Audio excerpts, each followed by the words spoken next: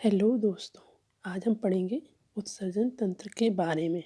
हमारे शरीर से जो भी फालतू चीज़ होती है उन्हें बाहर निकालने का तरीका उत्सर्जन कहलाता है। और जो जो चीज़ें हमारे शरीर से बाहर निकलती हैं और जिसके द्वारा निकाली जाती हैं, इस पूरे सिस्टम को मिला के बोलते हैं उत्सर्जन तंत्र। जैसे किडनी, जिसे हिंदी में ब्रक बोलते हैं, इससे यूरिन निकलती है। फेफड़ों से CO2, स्किन से पसीना लाइक। तो आज हम पढ़ेंगे किडनी के बारे में, ठीक है। किडनी के बारे में तो यहाँ पे मैंने एक किडनी का रफ डायग्राम बना दिया है, इसे समझ लेते हैं पहले, ठीक है। तो वैसे हमारे शरीर में होती हैं दो किडनियाँ, ठीक है, एक राइट में एक लेफ़्ट में। राइट वाली थोड़ी सी नीचे की ओर होती है क्योंकि राइट साइड हमारा लीवर होता है, ठीक है। और किडनी के ऊपर एक छोटी सी ग्लैंड पाई जाती है जिसे एड्रिनल ग्लैंड कहते हैं, हिंदी में बोलते हैं अधिभ्रक। आप समझते हैं, देखिए ये है हमारी किडनी, ठीक है। सिंपल रफ डायग्राम बनाया है मैंने, ठीक है। मैं कोई स्पेशलिस्ट तो हूँ नहीं, तो आपको इसी में समझना पड़ेगा, ठीक है। तो देखिए ये है किडनी।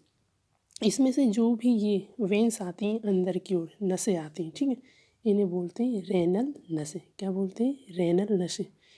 और ये जो धसा हुआ भाग है ये, इसे बोलते हैं हाइलम, जो कि अंदर की ओर धसा हुआ है, ठीक है। पूरी हमारी किडनी एक लेयर, एक पतली सी झिल्ली के द्वारा कवर होती है जिसे बोलते हैं पेरिटोरियम झिल्ली, ठीक है। ये जो बारीक झिल्ली है, जो बिल्कुल स्किन जैसे पन्नी टाइप की झिल्ली होती है, उसे बोलते हैं पेरिटोरियम झिल्ली, ठीक है। फिर झिल्ली के अंदर वाली जो एक मोटी लेयर होती है, ये जो मैं ड्रॉ कर रही, ये जो मैं मोटा भाग होता है, ये जिसमें मसल्स होती हैं, ठीक है।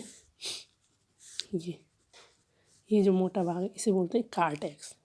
कार्टेक्स के अंदर ये जो त्रिभुजाकार संरचनाएं देख रहे हैं, इस टाइप की संरचनाएं होती हैं त्रिभुजाकार की, इन्हें बोलते हैं मेडुला।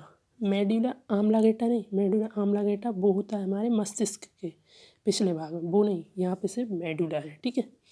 अब शरीर से हमारे जो भी ब्लड आएगा, और हृदय से ब्लड किसके द्वारा आता है? धमनी के द्वारा। तो हृदय से ब्लड आएगा रेनल धमनी के द्वारा, ठीक है।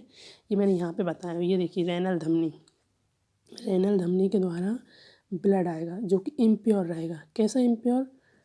ऑक्सीजन और CO2 मिलाने का काम तो कौन करता है? फेफड़े करते हैं, ठीक है, जो कि ऑक्सीजन मिला के ब्लड को शुद्ध करते हैं। पर यहाँ पे कौन सी प्योरिटी इम्प्योरिटी की बात हो रही है? यहाँ पे बात हो रही है कि ब्लड में क्या क्या छानने के लायक है, ठीक है, वही काम हुआ यहाँ पे, ठीक है। अब देखते हैं, तो ये है हमारी किडनी, और इसमें यहाँ पे ऐसे ऐसे बारीक बारीक छोटी छोटी नसें होती हैं। कम से कम इसमें होती हैं अप्रॉक्स 3 लाख छोटी बारीक बारीक नसें, जिन्हें हम क्या बोलते हैं? नेफ्रॉन बोलते हैं, ठीक है। यानी कि किडनी की इकाई क्या है? नेफ्रॉन। नेफ्रॉन से मिलकर किडनी बना है, ठीक है। और छोटे छोटे 3 लाख के समथिंग नेफ्रॉन पाए जाते हैं, और किडनी की स्टडी जब हम करते हैं तो उसे बोलते हैं नेफ्रोलॉजी, ठीक है। आप समझते हैं, देखिए वो जो छोटे छोटे से नेफ्रॉन होते हैं, उन्हीं को जब जूम करके देखा तो इस तरीके का बना। अब मेरे से एग्जैक्ट डायग्राम नहीं बना है, पर मैंने थोड़ी सी कोशिश की है, और आप लोगों को अब समझना पड़ेगा, ठीक है। तो सबसे पहले यहाँ से स्टार्ट होता है, ठीक है। ये जो गोल गोल जलेबी की जैसी घूमी हुई संरचना है, इसे बोलते हैं बोमेन कैप्सूल, ठीक है।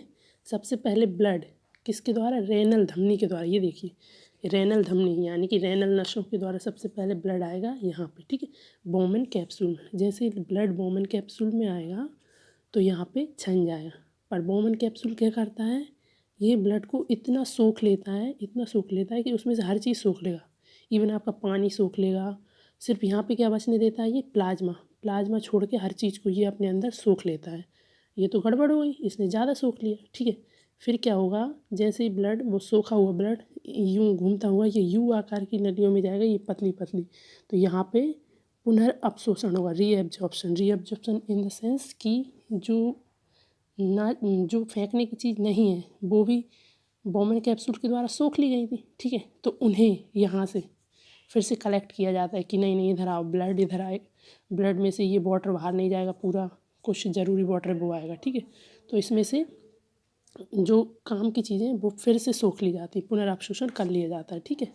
तो यानी बोमेन कैप्सूल ने क्या किया था? बोमेन कैप्सूल में एक संरचना पाई जाती है जिसे बोलते हैं ग्लोमेरुलस, ठीक है। उसने पूरा ब्लड का जितनी ज़रूरी चीज़ें वो भी सोख ली थी, सिर्फ प्लाज्मा को छोड़ के।